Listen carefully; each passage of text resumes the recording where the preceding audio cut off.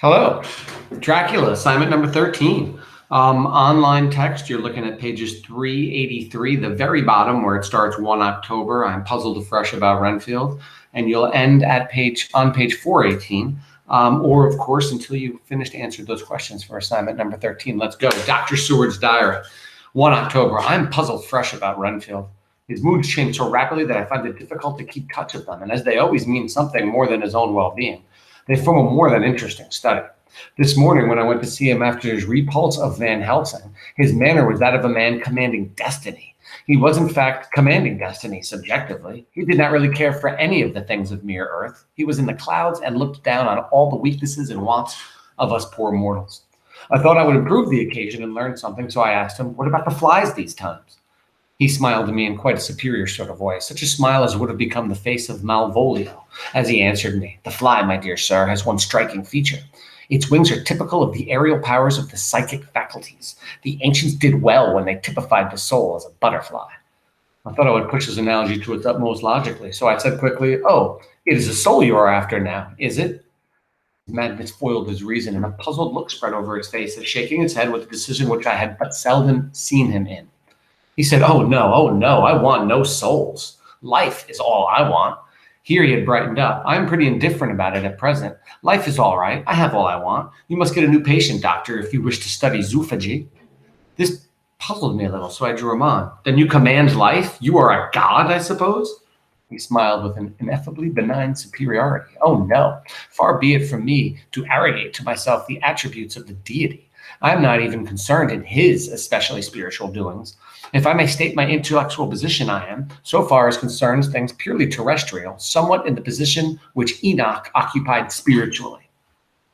This was a poser to me. I could not at the moment recall Enoch's appositeness, so I had to ask a simple question, though I felt that by doing so I was lowering myself in the eyes of the lunatic.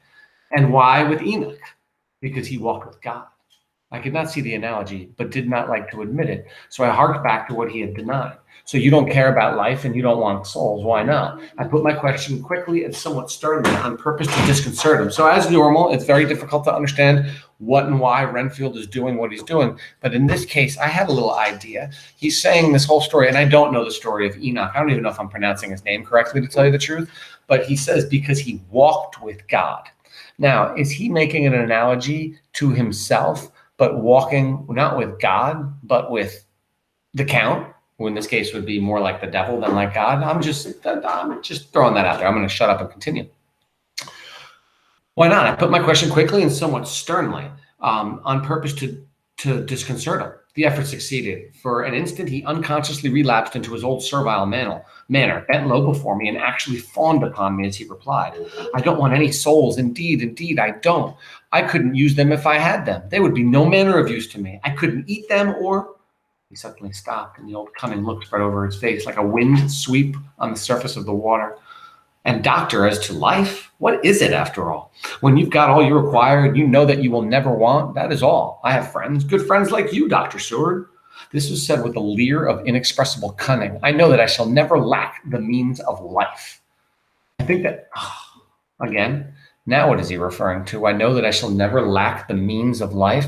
This sounds like a guy who thinks that he is already free or is going to be free soon. He asked the doctor recently, and the doctor said, "No way, dude, you're not going anywhere." So why is he acting so much like, I mean, normally you would just think he's a madman and whatnot, but remember, he has this link to the Count. So when he says, "I know that I shall never lack the means of life," is he referring to the fact that maybe he's going to be turned into a vampire and he will never have to worry about dying? I think that through the cloudiness of his insanity, he saw some antagonism in me, for he at once fell back on the last refuge of such as he, a dogged silence. After a short time, I saw that for the present it was useless to speak to him. He was sulky, and so I came away. Later in the day, he sent for me. Ordinarily, I would not have come without special reason, but just at present, I'm so interested in him that I would gladly make an effort. Besides, I'm glad to have anything to help pass the time. Harker is out following up clues, and so are Lord Godalming and Quincy. Van Helsing sits in my study poring over that record player the record prepared by the Harkers. He seems to think that by accurate knowledge of all details, he will light up on some clue. He does not wish to be disturbed in the work without cause. I would have taken him with me to see the patient, only I thought that after his last repulse, he might not care to go again. There was also another reason. Renfield might not speak so freely before a third person as when he and I were alone.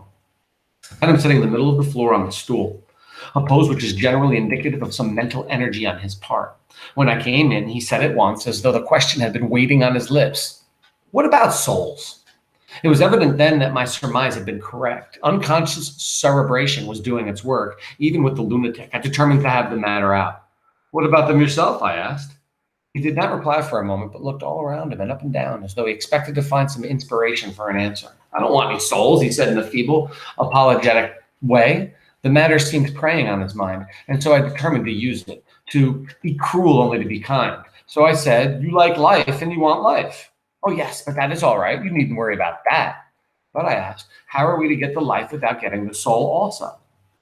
This seemed to puzzle him, so I followed it up. "A nice time you'll have sometime when you're flying out here with the souls of thousands of flies and spiders and birds and cats buzzing and twittering and moaning all around you. You've got their lives, you know, and you must put up with their souls." Something seemed to affect his imagination, for he put his fingers to his ears and shut his eyes, screwing them up tightly, just as a small boy does when his face is being soaped. There was something pathetic in it that touched me. It also gave me a lesson, for it seemed that before me was a child, only a child. Though the features were worn and the stubble on the jaws was white, it was evident that he was undergoing some process of mental disturbance. And knowing how his past moods had interrupted things, seemingly foreign to himself, I thought I would enter into his mind as well as I could and go with him. First step was to restore confidence, so I asked him, speaking pretty loud so that he would hear me through his closed ears, "Would you like some sugar to get your flies around again?" He seemed to wake up all at once and shook his head with a laugh. He replied, "Not much. Flies are poor things, after all." After a pause, he added, "But I don't want their souls buzzing round me all the same." "Or spiders," I went on. "Blow spiders. What's the use of spiders? There isn't anything then to eat or—" He stopped suddenly, as though reminded of a forbidden topic. So, I thought to myself, this is the second time he has suddenly stopped at the word drink. What does it mean? Renfield seemed to himself aware of having made a lapse, for he hurried on, as though to distract my attention from it. "I don't take any stock at all in such matters. Rats and mice and all, and such small deer, as Shakespeare has it. Chicken feet of the larder, they might be called. I'm past all that sort of nonsense. You might as well ask a man to eat molecules with a pair of chopsticks as to try to interest me about the less carnivora when I know of what is before me." "I see," I said. "You want big things that you can make your teeth meet in. How would you like to breakfast on an elephant?"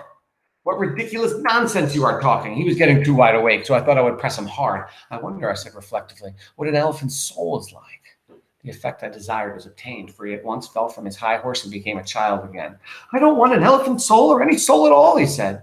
For a few moments he sat despondently. Suddenly he jumped to his feet with his eyes blazing and all the signs of intense cerebral excitement. "To hell with you and your souls," he shouted. "Why do you plague me about souls? Haven't I got enough to worry and pain to distract me already without thinking of souls?"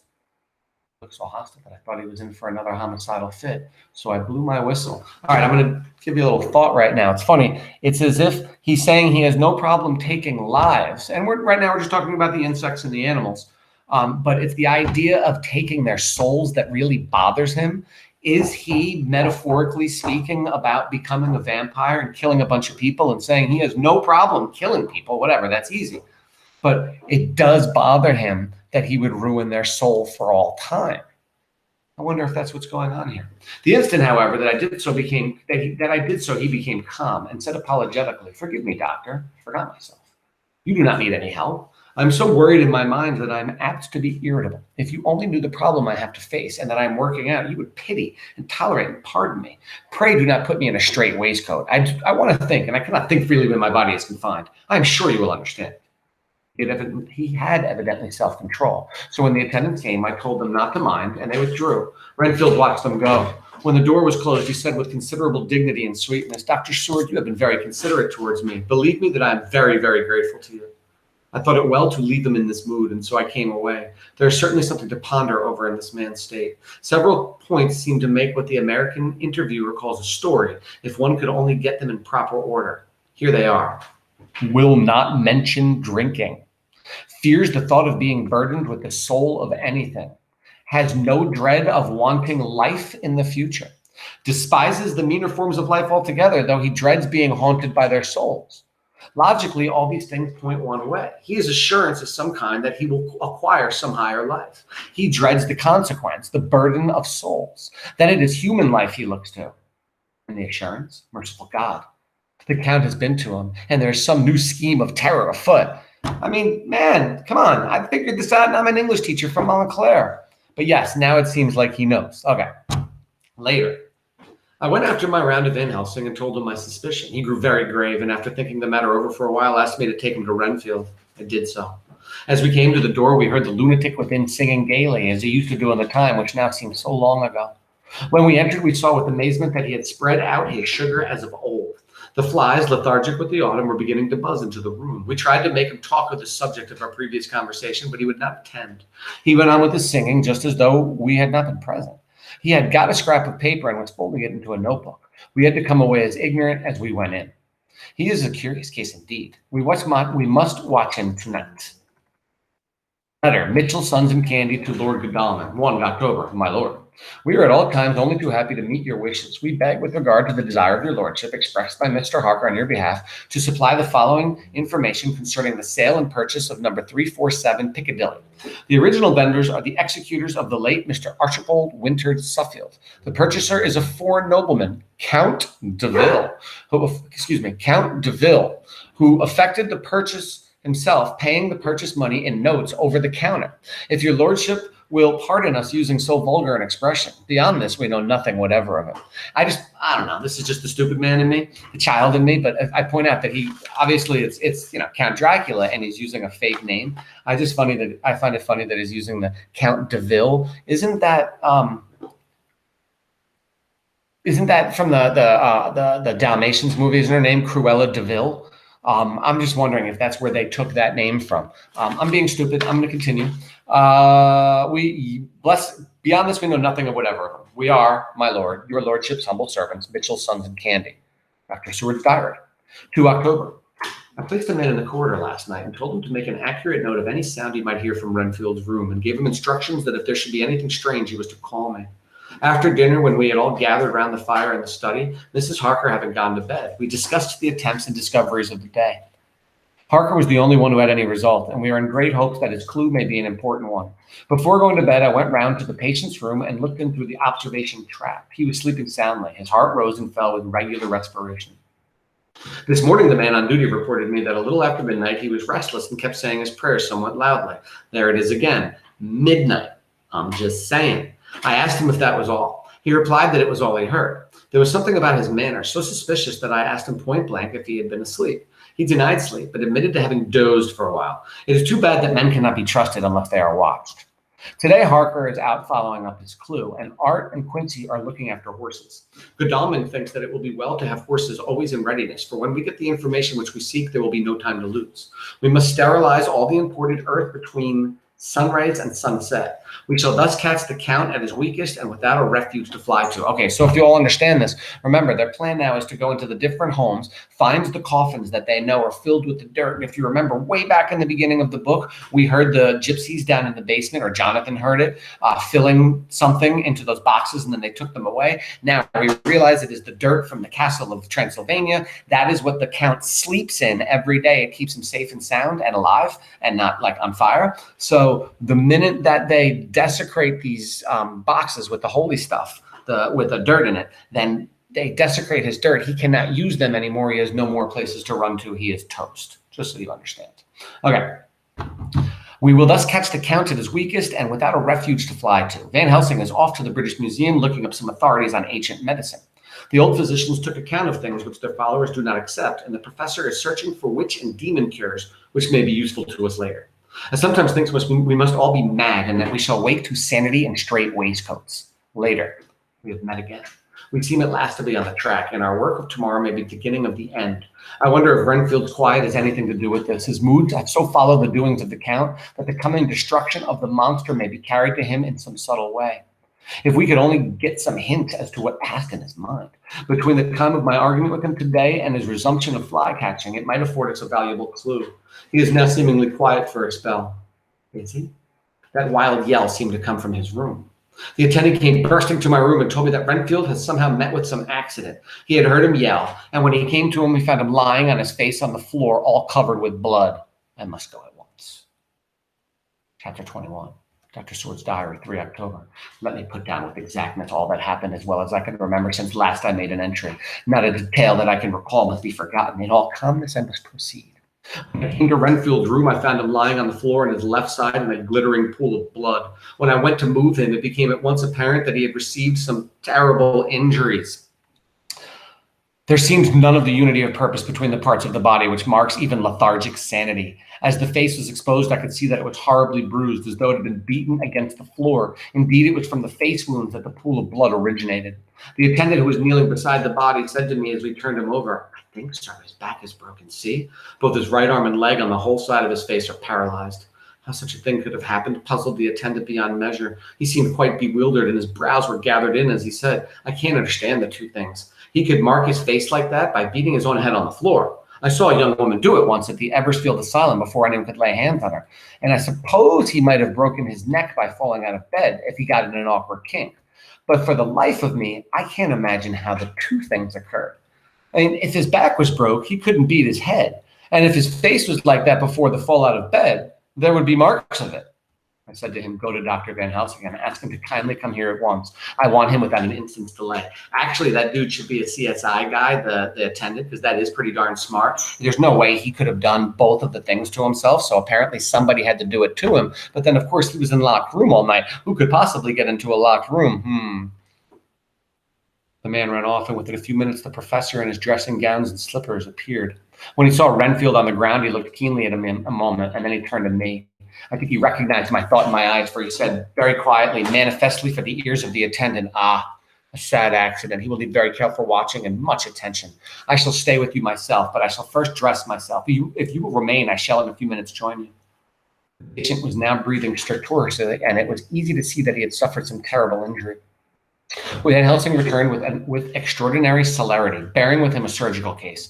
He had evidently been thinking and had his mind made up, for almost before he looked at the patient, he whispered to me, "Send the attendant away. We must be alone with him when he becomes conscious after the operation." I said, "I think that will do now, Simmons. We have done all that we can at present. You had better go your rounds, and Dr. Van Helsing will operate. Let me know instantly if there be anything unusual anywhere."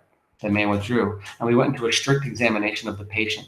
The wounds of the face were superficial. The real injury was a depressed fracture of the skull, extending right up through the motor area. The professor thought a moment and said, "We must reduce the pressure and get back to normal conditions as far as can be. The rapidity of the suffusion shows the terrible nature of his injury. The whole motor area seems affected. The suffusion of the brain will increase quickly, so we must trephine it at once, or it may be too late."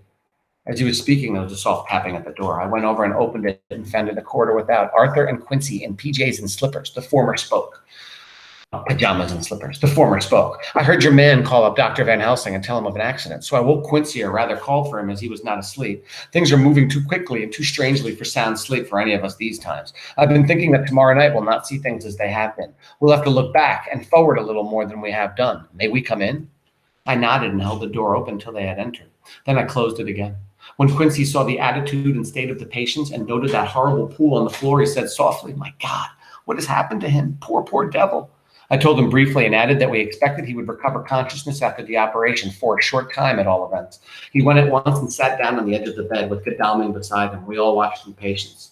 "We shall wait," said Van Helsing, "just long enough to fix the best spot for trephining, so that we may most quickly and perfectly remove the blood clot, for it is evident that the hemorrhage is increasing." Okay, I'm done. This is the top of page 397 on the internet version, the online version. You will be picking up where the second paragraph on the top of page 397, where it says the minutes during which we waited passed with fearful slowness. It's pretty cool, actually, because Renfield we're going to find out, does he wake up or not? And if so, is he able to speak? Is he able to tell us, if he can, because the guy's a nutball, but is he going to be able to tell us something of what happened? Although, I mean, it's quite obvious what happened. He got beat up by somebody who came into his window in some supernatural way. I think we all know, but let's find out more. So you are going to be reading again. The end of assignment 13 will be to page 418, or of course, just answer the end of your questions to end of assignment 13. Have a great day.